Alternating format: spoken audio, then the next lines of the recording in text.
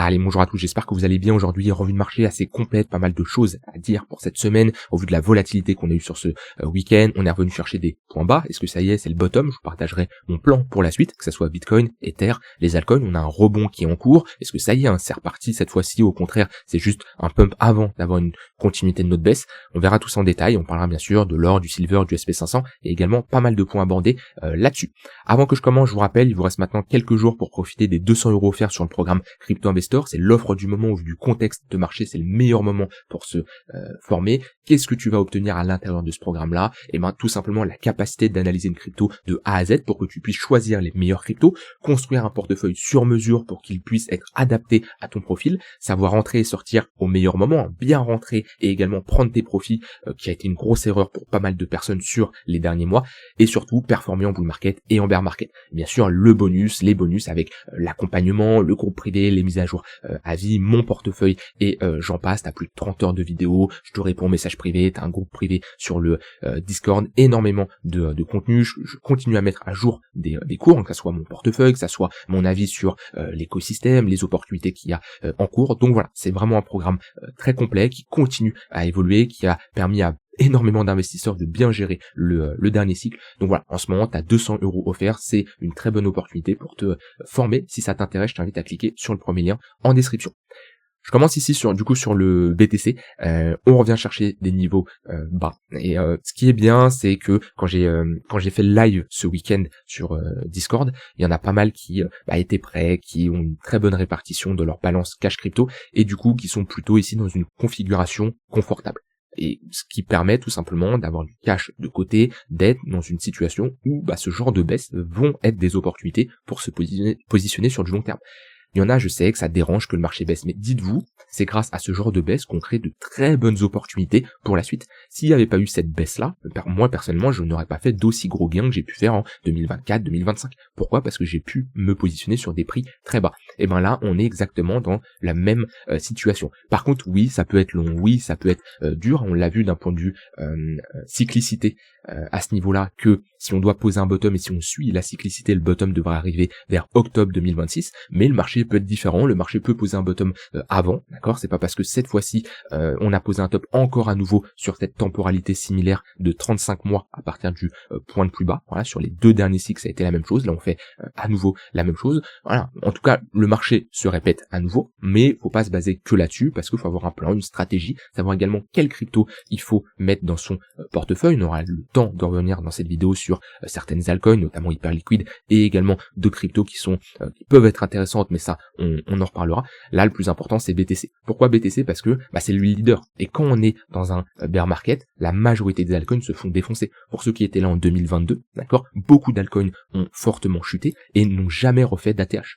Et je l'ai souvent dit, la majorité des altcoins qui ont fait un ATH en 2021 n'en referont pas en 2024-2025. Ça, c'est quelque chose que je vous ai longtemps répété, ça s'est avéré vrai. Et là, je vous dis la même chose. Beaucoup d'altcoins qui ont fait un ATH en 2024-2025, des altcoins qui n'existaient pas avant, qui sont créés sur la montée, ne referont pas d'ATH en 2027, 2028. Donc faut choisir ici les bonnes cryptos. Actuellement BTC en tout cas, il revient chercher une première zone intéressante sur du long terme. J'en ai parlé depuis un moment, si on me demande, si on regarde les vidéos il y a longtemps, ces niveaux de support là, ils sont tracés depuis des mois sur le Bitcoin, et on est sur un niveau clé. C'est un niveau où techniquement, c'est plutôt intéressant. Et surtout, on est en train de répéter la même pattern que 2022. Regardez dans cette phase-là, je vous en parlais également, comme quoi on était dans cette même configuration, avec ici un point pivot yearly qui a fait office de résistance. À ce niveau-là, au moment de la fausse cassure ici en weekly, totalement similaire à 2022. Et on a cassé à la baisse. Donc,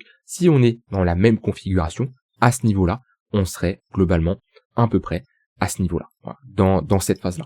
Donc, il nous resterait globalement, hop là, où est-ce que je vais chercher ça déjà? C'est que je m'y retrouve. C'est ici, hop. Donc globalement, il nous resterait quelque chose de similaire avant de poser un bottom.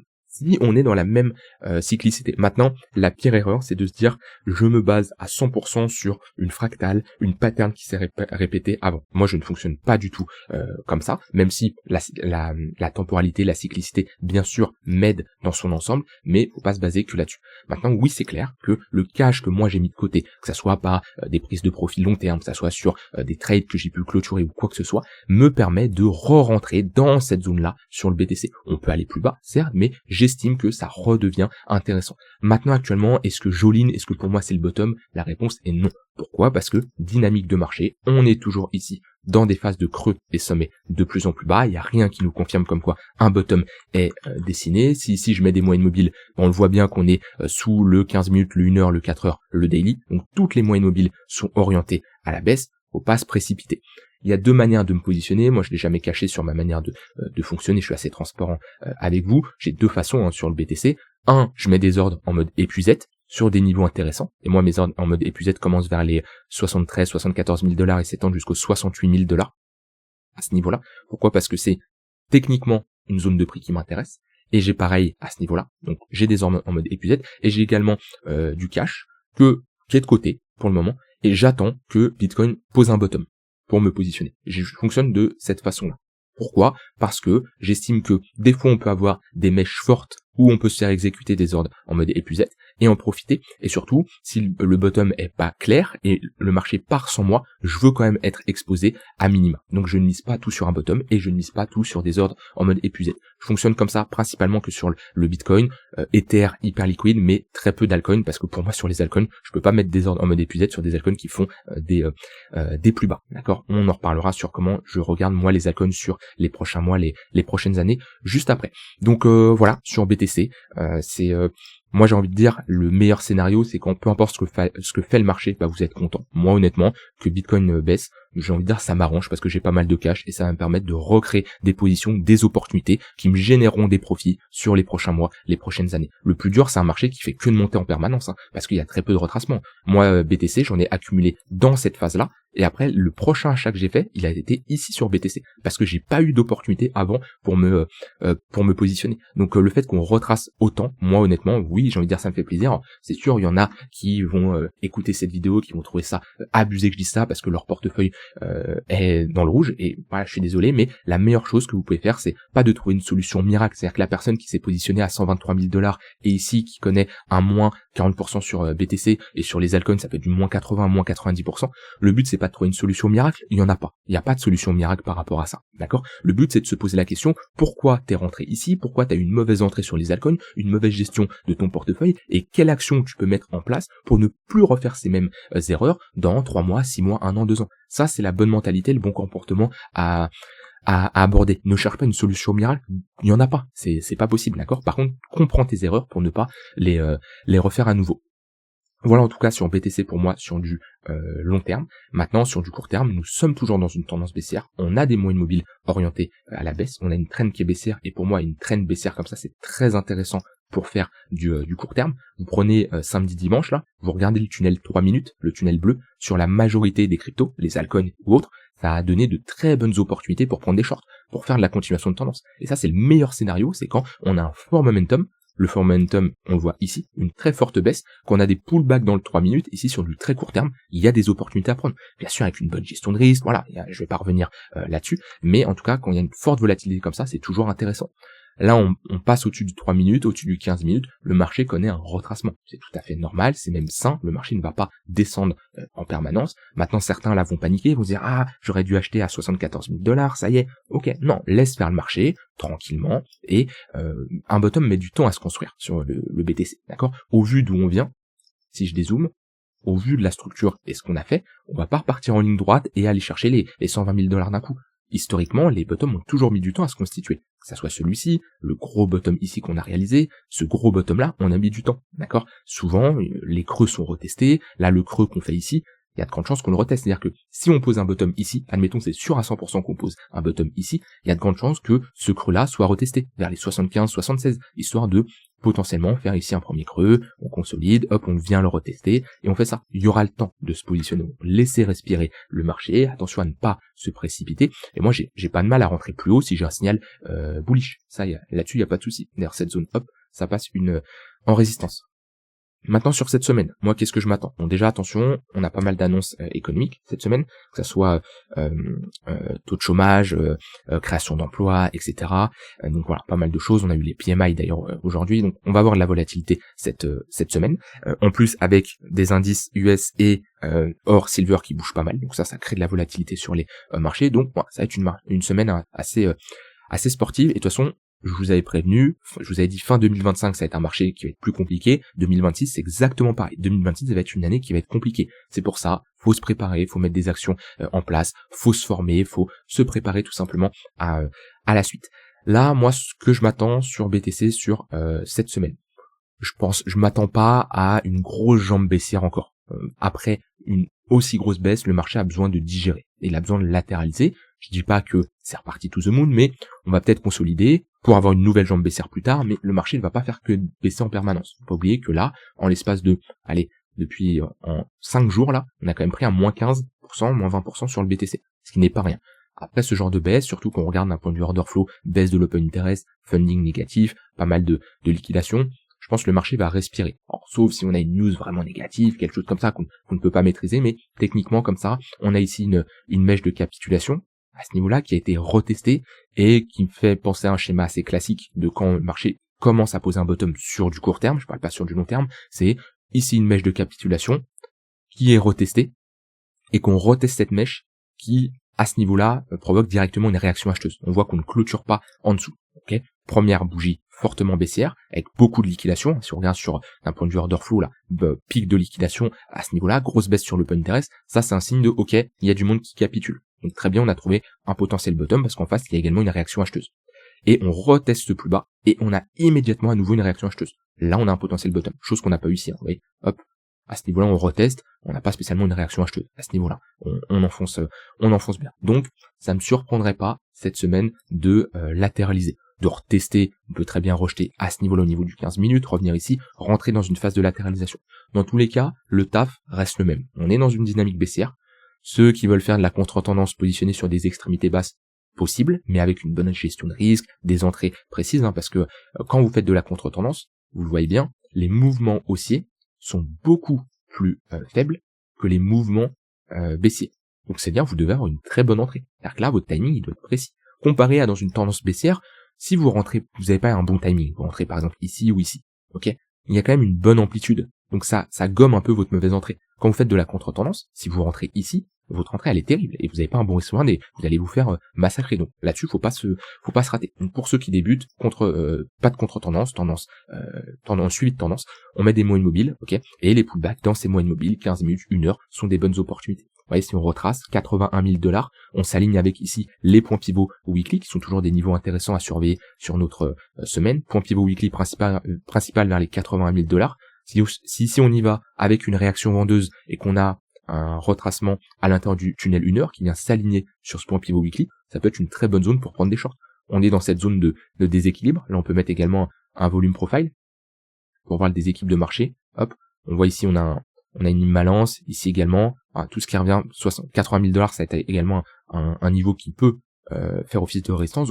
Là, il y a une bonne zone, ok, pour faire de la continuation de tendance et revenir, pourquoi pas, retester ce creux-là. De toute façon, le taf est toujours le même. On détermine un point d'intérêt où le marché peut potentiellement réagir avec un rejet vendeur. Ça peut être ici, ça peut être cette zone-là. Et quand on y va, on regarde comment le marché réagit. J'ai une réaction vendeuse, très bien, je peux prendre des shorts, bien sûr, avec une invalidation au-dessus et faire de la continuation de tendance. Donc voilà mon avis ici sur le BTC, mon plan pour la suite, que ça soit sur du court, moyen, long terme. Je me précipite pas sur du long terme, je suis vraiment pas loin ici d'exécuter des premiers ordres qui vont me permettre de me repositionner sur du spot long terme sur le BTC. Après un moins 40%, ça redevient intéressant pour remettre une première bille, et c'est pas pour ça qu'on va poser un bottom ici. Non, mais c'est vrai qu'on est techniquement sur un niveau très intéressant où on peut poser un bottom. Après, est-ce que c'est poser un bottom, avoir un rallye aussi et faire quelque chose comme ça pour plus bas?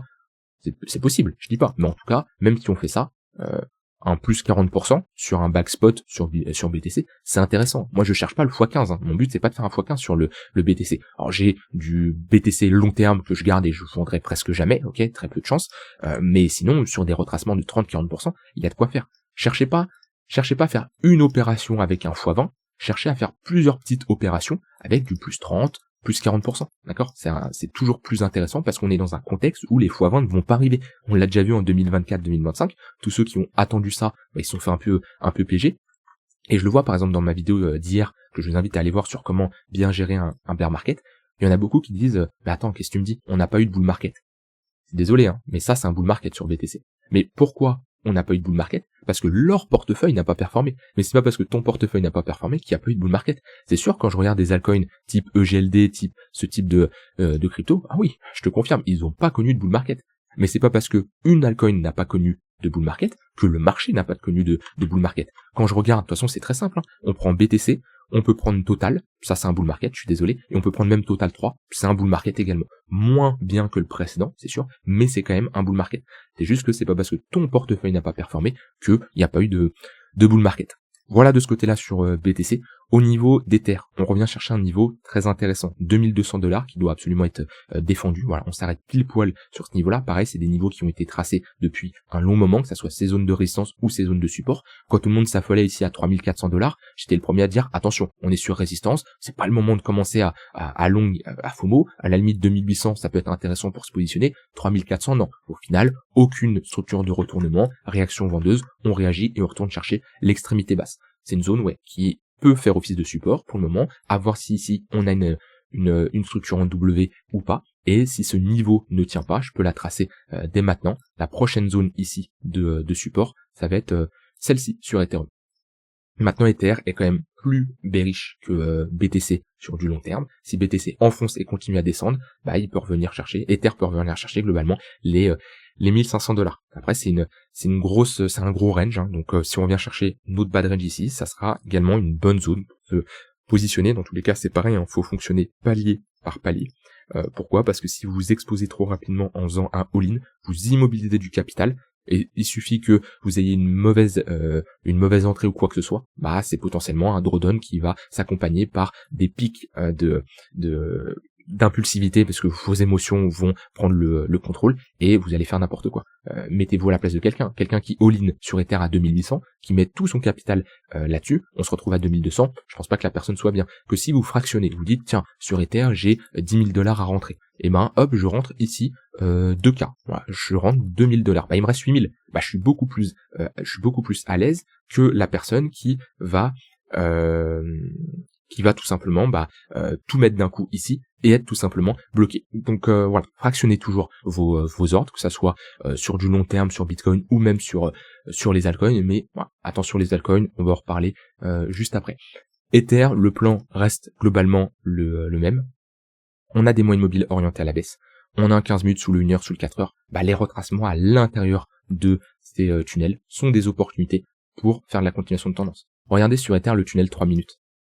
Regardez comment c'est du pain béni là pour quelqu'un qui fait du scalp ou de l'intraday. Regardez, à chaque retracement, tunnel 3 minutes, énormément d'opportunités de short.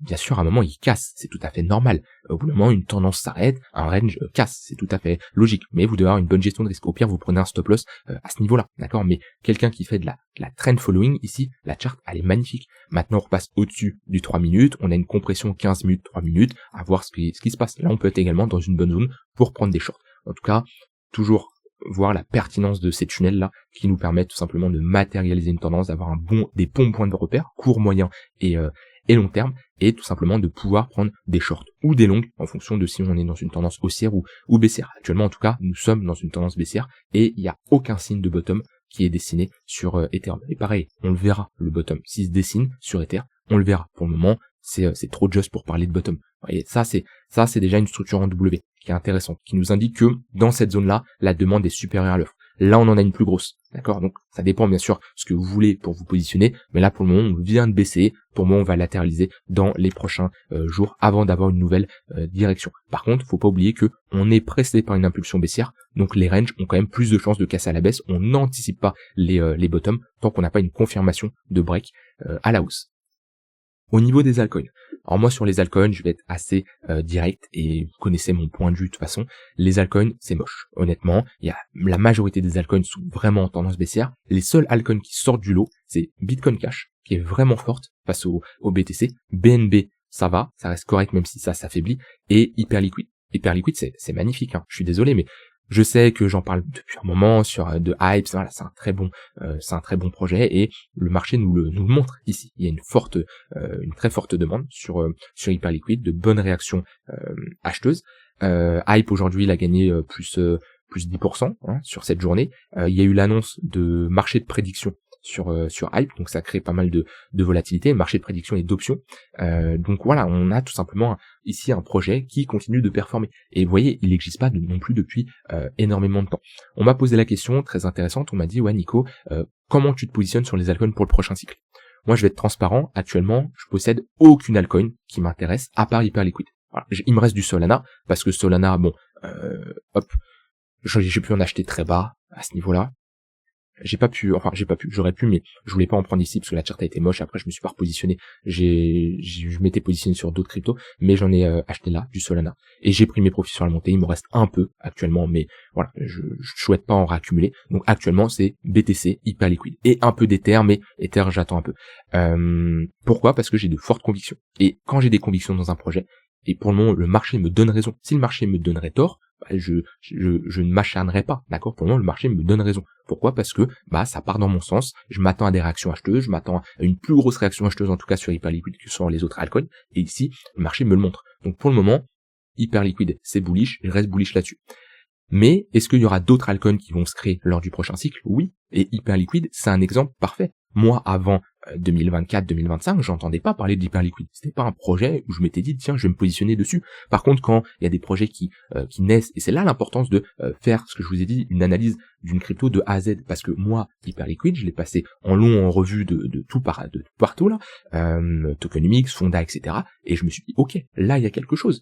Parce que la communauté, elle est exceptionnelle, ok? Il y a vraiment un soutien communautaire comme j'ai rarement vu sur des projets, à part Bitcoin, oui, parce que voilà, c'est BTC, mais Hyperliquid, le soutien de la communauté est même au-dessus de ce que j'ai déjà vu sur Ethereum. Ça dépend des moments, mais voilà, actuellement c'est assez ouf. L'airdrop, il s'est passé, mais d'une façon magnifique, c'est le plus gros airdrop, il a été très bien réalisé. La tokenomics, elle est au top. La tokenomics, elle est très équitable et la preuve, c'est que la communauté, c'est en lien en général. Si la tokenomics est éclatée, la communauté va pas trop suivre. Parce que une mauvaise tokenomics, c'est le public qui se le prend, vous voyez ce que je veux dire, et en général, la communauté ne va pas soutenir un projet qui lui met bien profond. Donc automatiquement, c'est lié. Le Fonda, il est exceptionnel, la valeur ajoutée, comment c'est fait, les buybacks, etc., j'en passe, c'est très bien fait.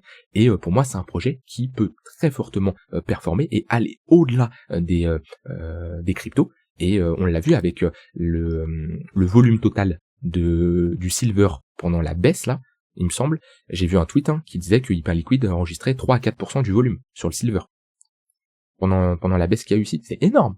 Hyperliquid, c'est tout petit. Personne connaît Hyperliquid dans la finance traditionnelle. Mais pourtant, voilà, ça nous montre que Hyperliquid est solide. Et peut-être que 2026, 2027, 2028, je sais pas, il y aura un Hyperliquid, un projet comme ça, peut-être pas dans le même domaine, Real World Asset, IA, je sais pas, qui sortira. Mais ça, faut faire le taf, d'analyser les projets, de voir ce qui se fait ailleurs. Et actuellement, en tout cas, pour le prochain cycle, il y a très peu de projets ici qui sortent du lot, où je me dis, tiens, en 2027-2028, je vais être investi sur ces projets-là. Mais le marché change. Et par exemple du Tao, personne n'entendait avant. Quand on était en 2022, tout ça, personne n'entendait parler de Tao.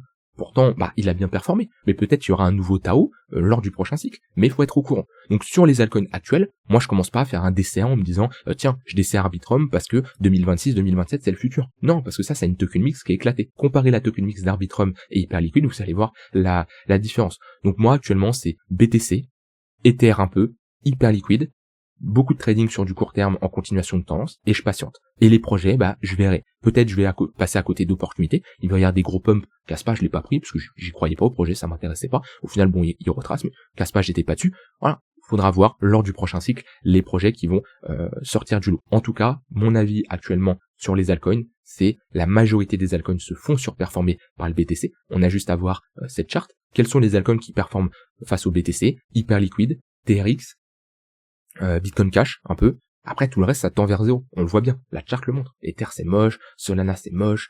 Suisse, c'est moche. Tout ça, c'est des cryptos qui sont moches. Donc, je vais pas me positionner sur des assets, des altcoins qui font une moins bonne performance que le BTC. Non, ça sert à rien. Mon but, c'est de surperformer le BTC. Si je me positionne sur une altcoin, je prends un risque plus important. vous êtes bien d'accord que à chaque fois que vous positionnez sur une altcoin, vous prenez un risque plus important que le BTC. C'est comme si je vous disais, est-ce que c'est plus risqué d'investir dans le SP500 ou dans Apple?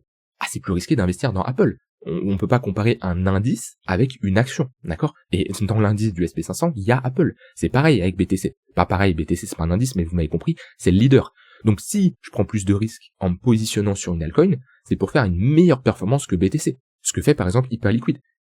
Donc ça sert à rien, tous ceux qui sont positionnés par exemple sur du EGLD, ils prennent un plus gros risque, ils font une sous-performance, ils sous-performent BTC. Il n'y a aucun intérêt. Donc actuellement, voilà, vous avez mon plan, vous avez mon avis sur les altcoins. Maintenant, rien n'empêche sur du court moyen terme de jouer des rebonds et rien n'empêche de, comme j'ai pu le faire avec Solana, comme j'ai pu le faire avec ICP, de me positionner, vous voyez, sur des réactions acheteuses comme ça pour une semaine, 2 semaines sur un trade parce que j'ai un signal positif. Faut différencier le court terme et le long terme. Mais là, à aucun moment je me dis, je me positionne sur une altcoin et je la hold pendant 3, 4, 5, 6 ans. Non. À part Hyperliquid, BTC, Ether, pour le moment, j'attends de voir. Je sais que la majorité, vous êtes full exposé en altcoin et c'est là où je vous invite vraiment à réévaluer votre portefeuille. Par exemple, si je prends ceux qui m'écoutent qui sont dans Crypto Investor, il y a un test, un outil ici qui vous permet de tester votre profil et de voir si votre portefeuille est adapté à votre profil. Et il y en a, vous verrez, il y en a la plupart qui n'ont pas un portefeuille adapté à leur profil. Et ça ne peut pas marcher, d'accord? Donc posez-vous là-dessus, réajustez votre portefeuille pour avoir tout simplement un portefeuille adapté à votre profil. Voilà, j'ai tout dit, je voulais faire un peu une mise au point au vu de la volatilité qu'on a eue. On fera bien sûr un point toute cette semaine comme d'habitude. Préparez-vous, ça bouge pas mal, même on en reparlera demain, mais marché US, on n'est pas loin de l'ATH. Bon, marché US est assez surprenant comment ça se passe. On va voir cette semaine en fonction des annonces. Et au niveau de l'or silver, bon, on continue à baisser, pas surprenant au vu de la volatilité, mais on va bientôt avoir un rebond. Je pense qu'on n'est pas loin ici de poser un bottom parce que le marché ne peut pas rechuter d'un coup. Il y a une différence entre un VTOP et une grosse structure haussière qu'on a connue. Bon, dans tous les cas, on fera le point là-dessus, mais je voulais refaire ici un point clair sur les cryptos. J'ai terminé. Si vous voulez aller plus loin, je vous invite à rejoindre ici Crypto Investor en cliquant sur le premier lien en description et en profitant des 200 € offerts. Je vous souhaite une très bonne soirée et je vous dis à demain pour une prochaine vidéo. Bye bye.